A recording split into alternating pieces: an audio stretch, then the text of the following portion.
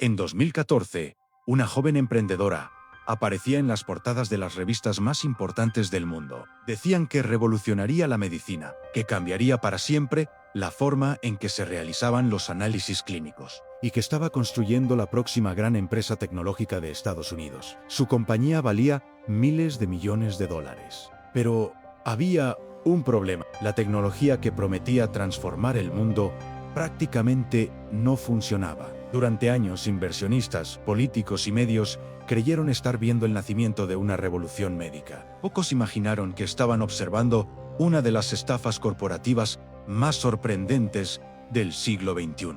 La empresa se llamaba Theranos y su fundadora se llamaba Elizabeth Holmes, una mujer que llegó a ser comparada con Steve Jobs y cuyo patrimonio en papel superó los $4.000 millones. Su promesa parecía extraordinaria: realizar cientos de análisis médicos utilizando apenas unas gotas de sangre obtenidas mediante un pinchazo en el dedo, sin agujas grandes, sin laboratorios complejos y sin largas esperas. Si funcionaba, la tecnología podría transformar la medicina mundial. Los análisis serían más rápidos, más baratos y mucho más accesibles para millones de personas. La idea era tan poderosa que casi nadie se detuvo a preguntar una cuestión fundamental. ¿Era realmente posible? Elizabeth Holmes nació en Washington, D.C. y desde muy joven mostró una enorme ambición. Admiraba profundamente a los grandes emprendedores tecnológicos y soñaba con construir una empresa capaz de cambiar el mundo. En 2003, ingresó a estudiar ingeniería química en la prestigiosa Stanford University, pero apenas unos meses después tomó una decisión que cambiaría su vida: abandonó la universidad. La historia resultaba familiar para Silicon Valley. Jóvenes brillantes abandonando la universidad para construir empresas revolucionarias. Ya había ocurrido con figuras legendarias y muchos inversionistas estaban ansiosos por encontrar al próximo genio tecnológico. Holmes comprendió rápidamente el poder de una buena narrativa. Comenzó a vestir de negro, a utilizar presentaciones cuidadosamente diseñadas y a proyectar una imagen que recordaba inevitablemente a Steve Jobs. Poco a poco, la estrategia funcionó. Los medios comenzaron a interesarse y los inversionistas empezaron a escuchar. Theranos inició un ascenso meteórico que la llevaría a convertirse en una de las startups más valiosas de Estados Unidos, pero detrás de la historia perfecta comenzaban a ocultarse problemas enormes. La idea central de Theranos era tan simple como revolucionaria: si los teléfonos podían volverse más pequeños y más potentes cada año, ¿por qué los laboratorios médicos seguían dependiendo de máquinas grandes, costosas y lentas? Elizabeth Holmes aseguraba que había encontrado la solución: una máquina capaz de realizar cientos de análisis utilizando apenas unas gotas de sangre.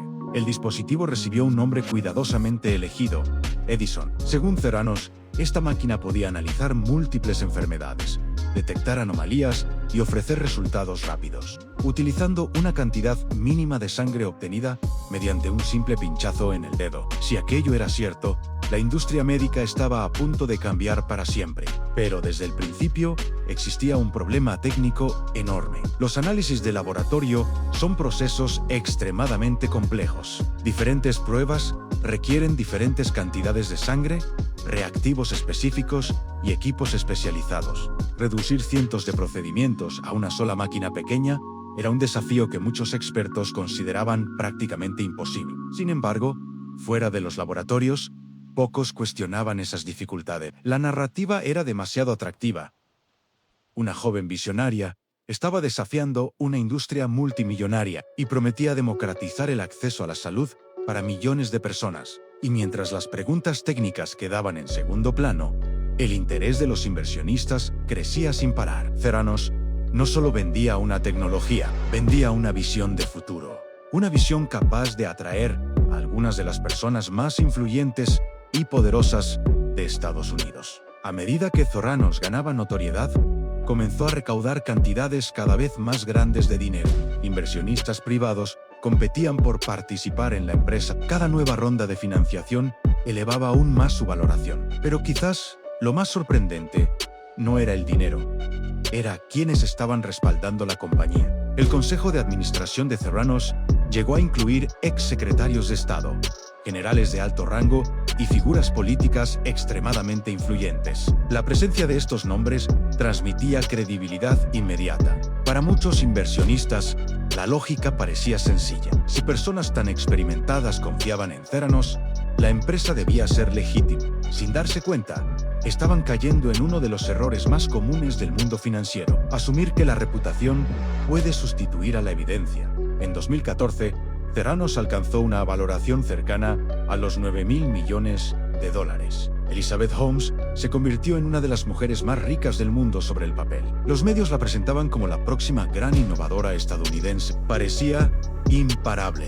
Ese mismo año, la empresa firmó acuerdos para instalar sus servicios en farmacias y centros de salud. Miles de personas comenzarían a utilizar pruebas asociadas a la tecnología de Theranos. Pero mientras el mundo celebraba su éxito, dentro de la compañía, algunos empleados ya conocían una realidad muy distinta. La máquina no estaba funcionando como se prometía, y cada día resultaba más difícil ocultarlo.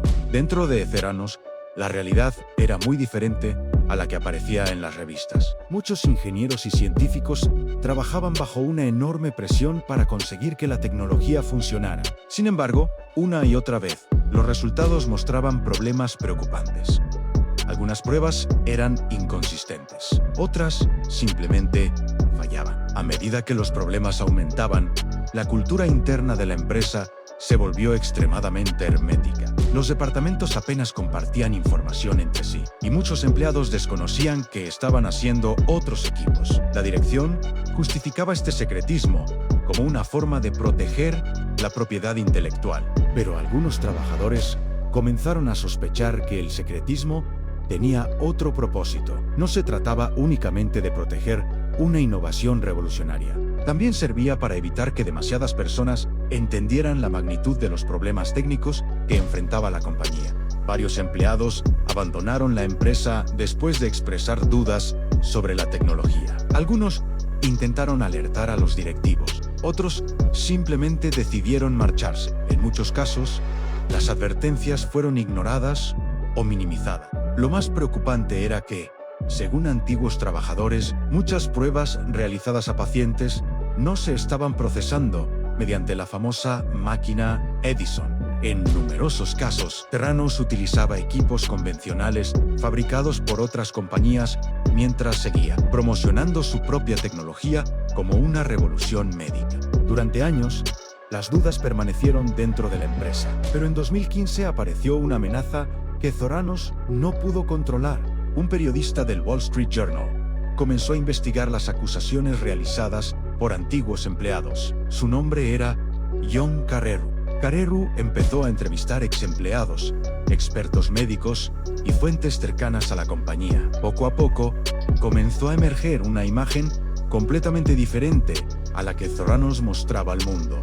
Las promesas revolucionarias no coincidían con la evidencia disponible. Cuando Theranos descubrió que la investigación estaba en marcha, reaccionó agresivamente. La empresa contrató abogados de alto nivel e intentó detener la publicación de la historia. Ex-empleados recibieron presiones y amenazas legales. El objetivo era simple: impedir que la información saliera a la luz. Pero cuanto más intentaba la compañía frenar la investigación, más sospechas generaba. Finalmente, en octubre de 2015, el Wall Street Journal publicó un reportaje explosivo. El artículo cuestionaba directamente la capacidad de Theranos para realizar los análisis que afirmaba ofrecer. La reacción fue inmediata. Reguladores, inversionistas, médicos y periodistas comenzaron a examinar la empresa con un nivel de detalle que nunca antes había enfrentado.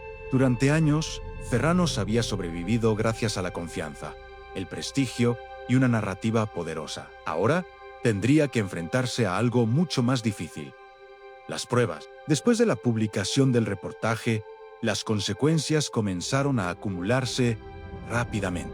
Reguladores federales iniciaron inspecciones, expertos independientes revisaron los procedimientos de la compañía y los socios comerciales empezaron a exigir respuestas. Por primera vez, Theranos ya no podía controlar la narrativa.